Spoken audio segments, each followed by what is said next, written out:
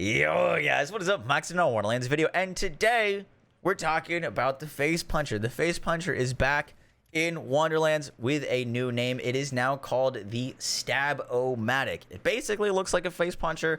It works, if you're familiar with the Face Puncher from Borderlands 3, it works exactly like that.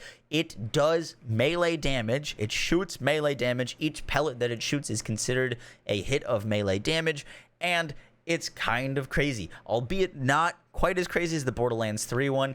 Today, I want to show you guys some gameplay and talk about it. Let's get right into it. So the very first thing that you need to understand about acquiring this Face Puncher is you need to have the Season Pass or have season or DLC 3, where you're going to be able to need to complete this mirror.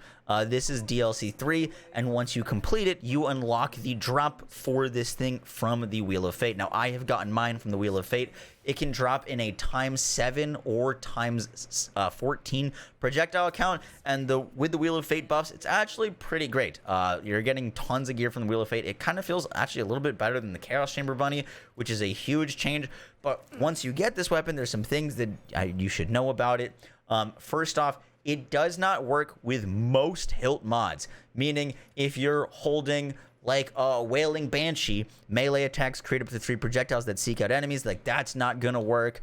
The Ragnarok melee attacks fire things. Most hilt mods do not work. However, there are 3 hilt mods that I do know of that do work with this thing, and that is the Spell Blade. The Spell Blade is going to allow you to scale the damage of this weapon with your spell damage increases. So spell damage increases will apply, and you can scale the weapon's damage off of spell damage and melee damage.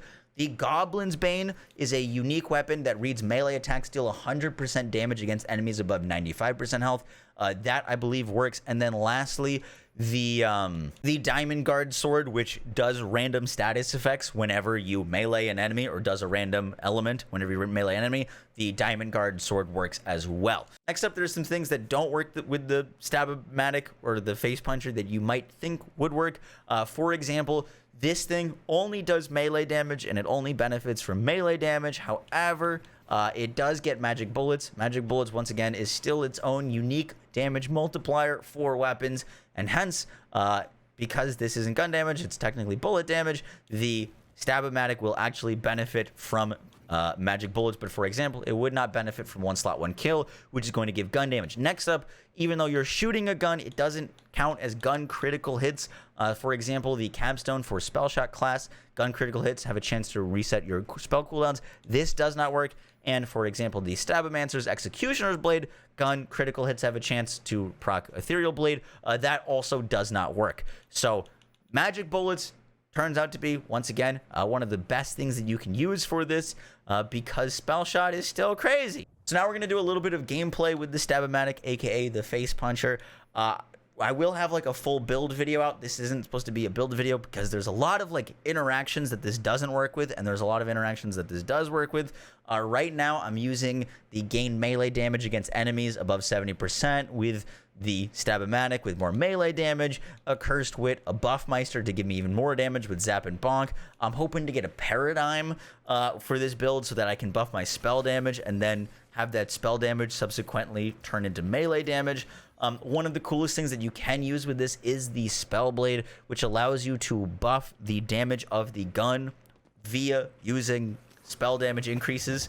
Once again, you're not going to be dealing spell damage, but you can buff up your damage by using increases to spell damage, hence why I'm on the Spell Shot right now.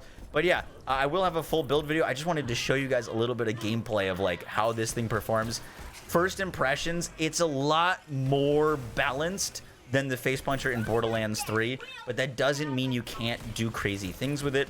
One other item that I'm using is the Universal Soldier, which turns this thing into a full auto weapon, because when I deal melee damage, I have a 30% chance to instantly reload my weapon, and I'm currently rocking a ×14 Stab-O-Matic, aka every time I shoot, I get my full mag back, because all of those pellets have that, each have an individual chance, so you basically never have to reload as long as you don't miss enemies, which is kind of crazy. But yeah, I will have a full build video on this thing because it is pretty nuts, and I want to like optimize it and make the best build possible.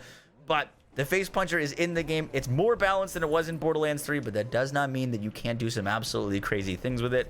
I hope you guys enjoyed the video. I will have a like full video out on the newest DLC, DLC 3, and the rest of the gear and my opinions on it. But I did want to get a video out on just the Face Puncher being back, because that's pretty big news, and it's pretty exciting. So you guys, I will catch y'all in the next one. If you enjoyed the video, be sure to like, comment, and subscribe, and take care.